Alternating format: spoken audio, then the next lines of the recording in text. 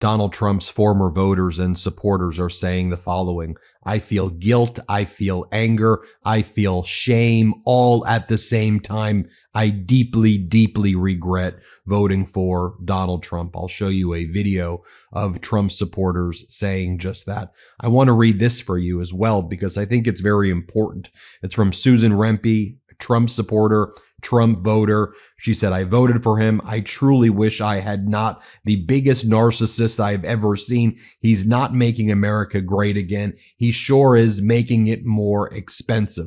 Here's what Susan writes. Sounding off, Trump is a moron. He should take his tariffs and shove it up his ass. Jim and I are both on blood thinners that cost in the U.S. $500 a month for each of us. I was recently put on Jardiance for diabetes, another $480 a month, and Jim takes a breather, another $350 a month. We obviously can't afford those prices. Yes, this is with Medicare Part D. So we have been getting these drugs from Canada or the UK, depending. Eliquis costs $220 for a 3-month supply. Xarelto costs $99 for a 3-month supply. Jardiance costs $200 for a 3-month supply. His breather costs $135 for a 3-month supply. But I got an email tonight from the Canada Drug Warehouse that I have to reorder by the 14th or the huge tariffs are kicking in on the 29th, adding another $80 to $100 per month on all of our medication. It's ridiculous that we have the highest drug prices in the world. Seniors cannot afford these prices for needed drugs with no generics in the USA. Drug companies rather see us dead than give us affordable drugs. Now, Trump is taking that away from us too. What an awful president. Trump only wants to prove that he is right about tariffs. He has to be right about everything. If you look at him cross-eyed, he fires you or prosecutes you. I voted for him. I truly wish I had not. The biggest narcissist I've ever seen. He's not making America great again, but he sure is making it more expensive. Remember back in May when he posted that he was going to do the most favored nations clause deal? It was one of his scams, one of his Ponzi schemes, where he said, here's my promise, starting today in May, by this executive order, all drug prices in America will be as low as the lowest price that a pharmaceutical company charges in another country. So if they charge, say in Europe, $5 and in the United States, $500, I will automatically make that same price $5 in the United States starting today. And I said, well, you're posting that on social media, but you're defrauding your people. You're not going to do that. And he didn't do that. Like any Ponzi scheme, it comes to an end. When you rob Peter to pay Paul, or in this case, pay Trump for his 90,000 square foot ballroom, it runs out. And the victims of the Ponzi scheme presidency are realizing it. Where are their Doge dividend checks? Oh, that's gone. Where are your most favored nation pharmaceutical prices? Oh, that was a lie. Their next one, tariff rebate checks. Those are going to make you so damn rich. They're all lies. Trump's a fraudster. He's defrauded people his entire life. He's a criminal fraudster, a bad human being. This is what he does. He screws people. And I'll show you this clip right here. Here are people, Latinos for Trump. They said we supported him. We thought he was going to help us. Then they got racially profiled. They got pulled over by Trump's ICE Gestapo. And now they say they feel shame. They were just driving around in San Diego to go to a dentist's appointment. But because their skin is brown, the ICE Gestapo rounds them up. Here, play this clip. All of my life, 50 years I've been here, I've never been harassed by Border Patrol on this side of the border like this. This is outrageous. Why are we not allowed to be here? Because we're not white? Our skin doesn't match. That's George Doylis. He and his wife are from Imperial Valley, and they love to camp. So when they were headed up to a dental specialist in North County on Wednesday, they decided to explore Jacumba and this area around Boulevard. They headed up this road to see if they could find a campsite, and that's when they say their day took a very different turn. We didn't think anything of it. We're an American citizens. We're on U.S. soil. Why should we be afraid? George and his wife Esmeralda say an unmarked SUV started following them and pulled them over.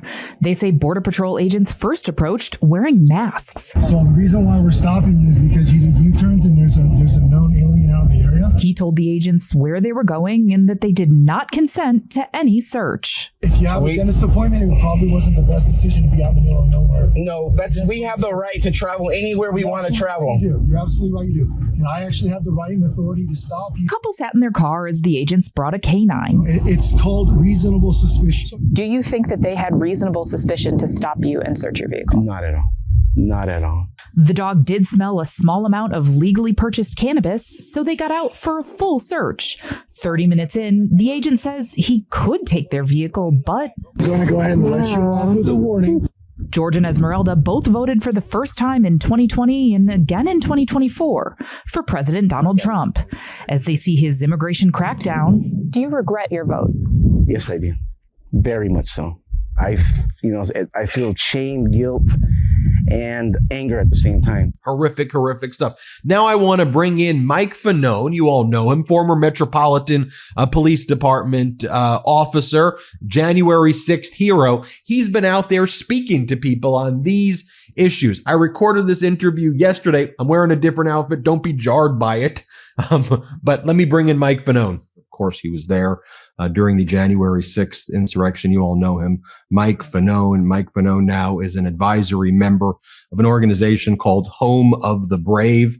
And one of the things that Home of the Brave is doing is a new campaign that is highlighting how the Trump administration is hurting all Americans. And we saw from that piece as well how the Trump regime is hurting his former voters, even the most. Mike, you warned about this, and you saw what I showed you there at the top of how Trump's policies, whether it's, the tariffs, whether it is the business uncertainty, whether it is immigration, is just screwing over all Americans, including his own supporters. How are you grappling and making sense with this moment, especially in your new role with Home of the Brave?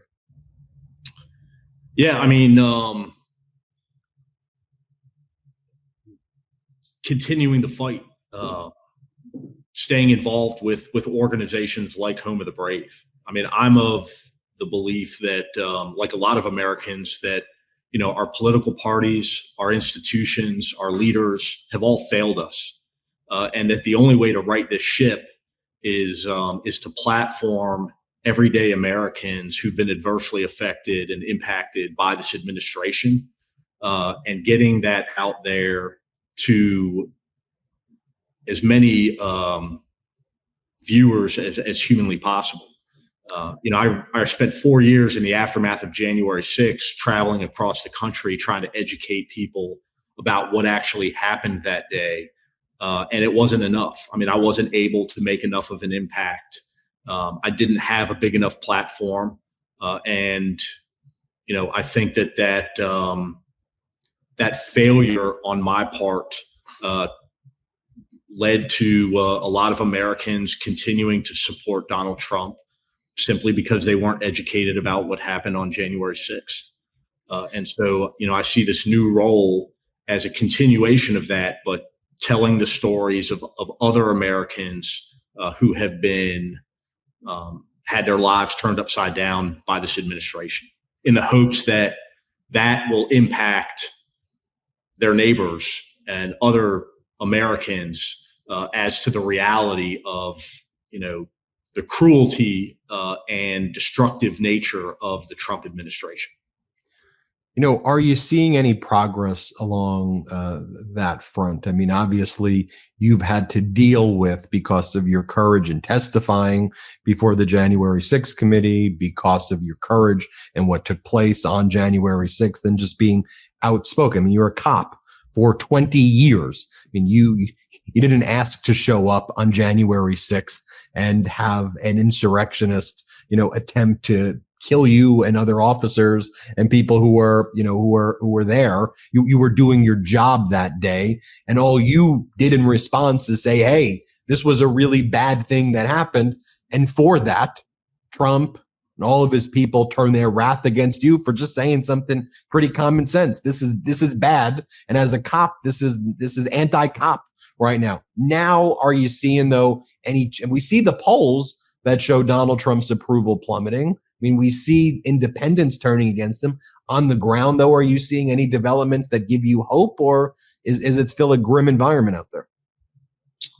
I mean, there's definitely moments that give me hope. I mean, much more so than, that time period between the last election and January 20th when I decided to, get active again. I think because of how fast the administration has worked in,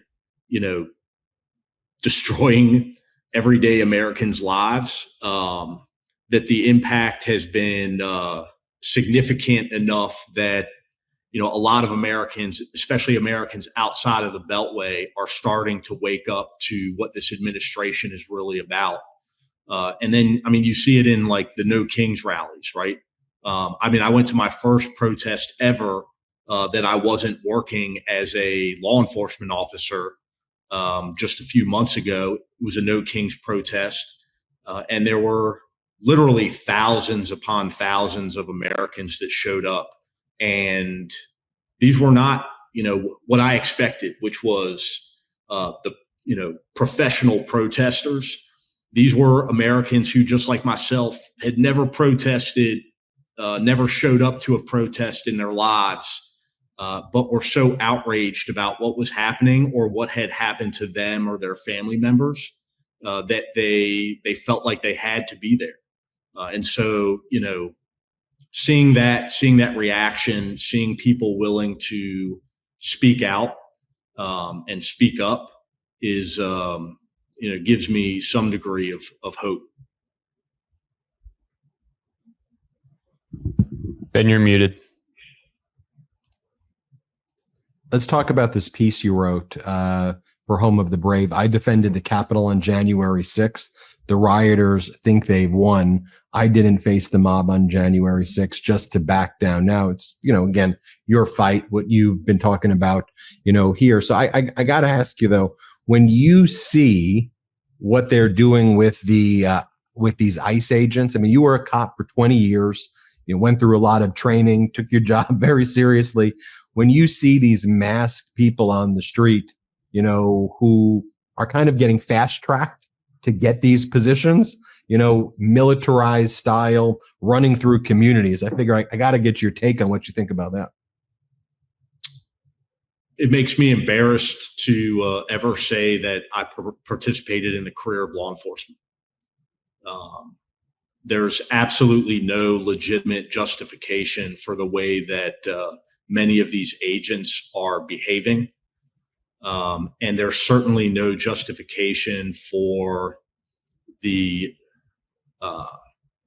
enhanced military style show of force. I was always somebody who, as a police officer, I hated the word optics. I didn't like when we talked about optics during the BLM protests, and we had police officers that we forced not to wear protective gear because we didn't want the optics of an occupying force. And now we have officers that are going out in military style gear to raid a Home Depot parking lot. And the level of fear and what that is like as a community member, set aside, the undocumented community, but just an American out and about, seeing this unfold in their city streets, seeing this occupying force, to me as an American, it's outrageous. It's an attack on our democracy. And I think that if we ever do right this ship, this is an organization that has now lost all credibility. And so I would hope that, we would completely abolish ICE. There's certainly a role for,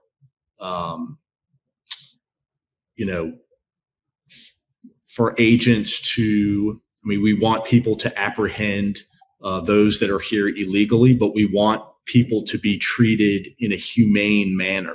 And I just don't think that this agency is capable of doing that. You think about your journey, 20 years in law enforcement. Here you are, August 2025, reflecting on, what, the behavior of ICE, and I think rightfully saying this organization either needs to be abolished or completely reconstituted, because it looks like and it is become an occupying, invading force in the United States as a way to invade American cities. That's what's taking place right now. And I'll let you get the final word, because I think why you're doing what you're doing and getting the news out with Home of the Brave, why we're doing what we're doing, is that it's like, do y'all see what's taking place in this country? And it's kind of being reported on the news. If you watch corporate news, like, this is what it is. This is just, it's just Democrats and Republicans. And it's not like, this is a serious time. So maybe you get the final word on that. Yeah, no, it's actually a good segue into the second component of Home of the Brave, which is accountability. Holding these individuals and these organizations accountable when they break the law, when they do things that are immoral and unethical. There's a whole host of different types of accountability. We saw accountability for the 1,500 individuals that stormed the Capitol, many of whom committed acts of violence, and then Donald Trump pardoned them. So the ship has kind of sailed on that. But there should be accountability for these individual ICE agents who are out there enforcing their version of Trump's immigration policy in the most brutal manner that I've ever witnessed as an American law enforcement officer. There needs to be accountability for these lawmakers who are lying to the American people. The lawmakers that, the 147 members of Congress that lied to the American people, voted not to certify the 2020 election based on absolutely nothing other than Donald Trump's lies, and knowing full well when they cast those votes. And so, calling out these individuals, calling out these organizations, and continuing to do so until we right the ship and we do have leaders in this country and we compel them to hold these individuals accountable. Mike Fanone, always great to hear and see you. The organization that you're on the advisory board is called Home of the Brave, and everybody check out his new piece, I Defended the Capitol on January 6th. The rioters think they've won. You posted that most recently, but you're going to be continuing to post on there, and come back on here whenever you can. Thanks, man. Thank you very much. Everybody hit subscribe. Let's get to 6 million subscribers. The truth is more important than ever. Check out our new Truth Over Lies collection at store.MeidasTouch.com. All 100% USA union made.